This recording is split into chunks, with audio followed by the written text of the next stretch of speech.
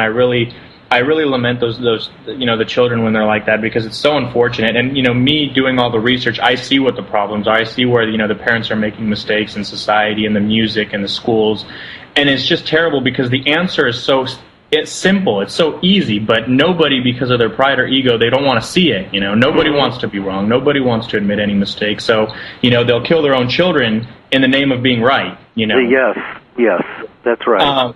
And so, and just like today, the kid they prescribe him whatever, the medication is for, the ADD or anti-deficit disorder. And I told him, whatever you do, don't take that shit. Don't ever take any of that stuff. Exactly.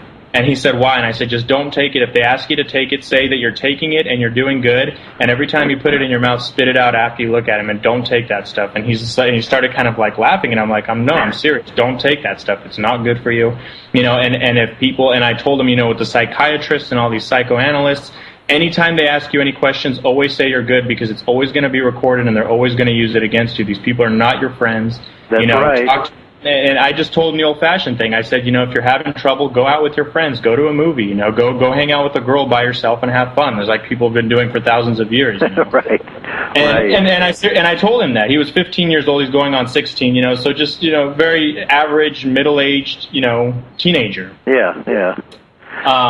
So it's very unfortunate, because you see these things, and when you see them, it's terrible, because you literally see how society and how the orthodoxies or the apparent orthodoxies of society murder their own children, and everybody, I think, intuitively knows it's wrong, but nobody will do anything about it. It's just like everybody kind of stands back and says, we tried, it just so they don't offend the next person that doesn't give a shit about them anyways. So, yes, that's true. It's a strange place, It just really comes down to love at the end of the day. That's all anybody wants, in a community concept where we can nullify a lot of these intermediary BS concepts, of status and money is really, I would say, a preliminary step towards something great. Absolutely, and I do believe that many people who have climbed the financial ladder of success and power and the rest of it are finding that it really is a hollow ending, that it is a conveyor belt that goes nowhere in the end.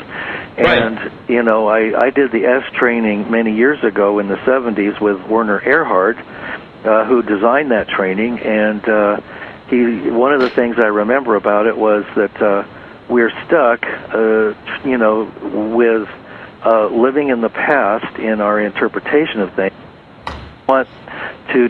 We want something more, better, or different, and that's the triad that we're stuck in. Right. So when we get, when we're unhappy of it, and when we, we want something better, or we will change something different. So those are the three things that we continually stumble upon. Right. And but eventually, and I think this is happening today all over the world, because the energies are shifting and the frequencies are rising.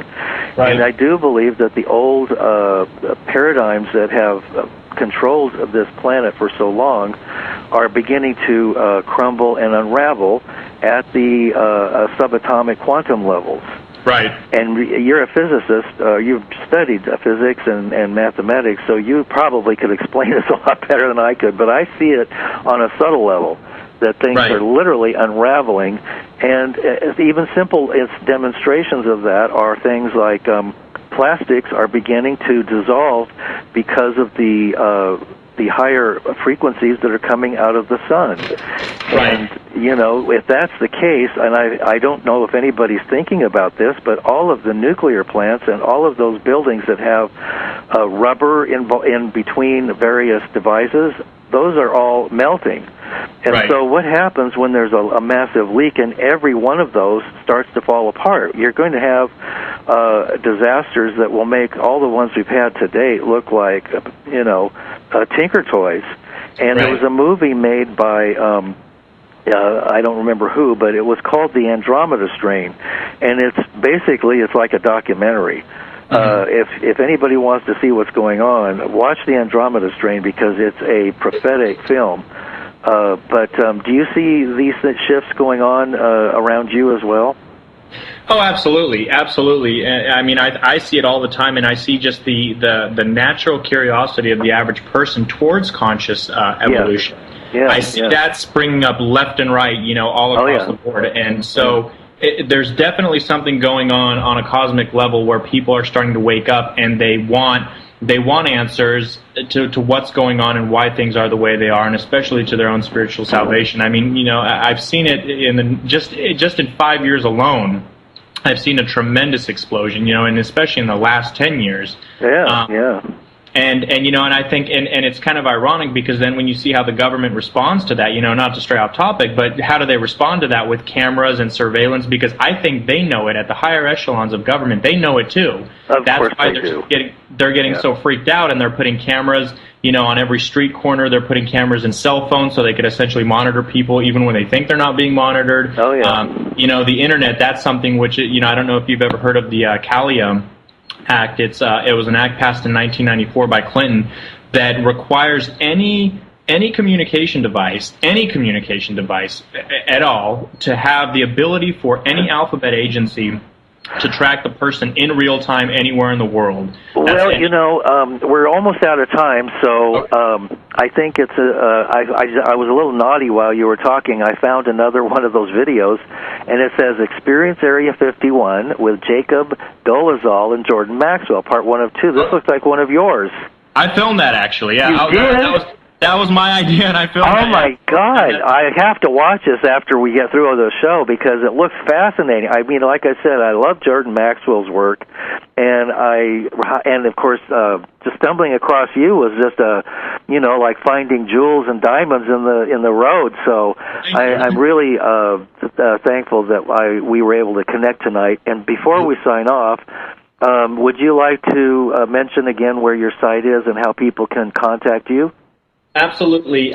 For the website, it's that's THE, Pyramid, PYRAMID, Center, CENTER.org. That's thepyramidcenter.org. And you could reach me directly on my email. I check it several times a day. It's Joe, Joe, at thepyramidcenter.org. Wonderful. Well, Joe, I wish you I'm going to keep in touch with you, because this is a very important project that you are entrusted with. And as I said, I encourage the listeners to look into your work and find out more and see how they can participate. Thank you. And we'll have you back again in the future, in the near future. And I thank you for being on the show and thank you for having me. For me. All right. Take care, Joseph. Good night, everybody.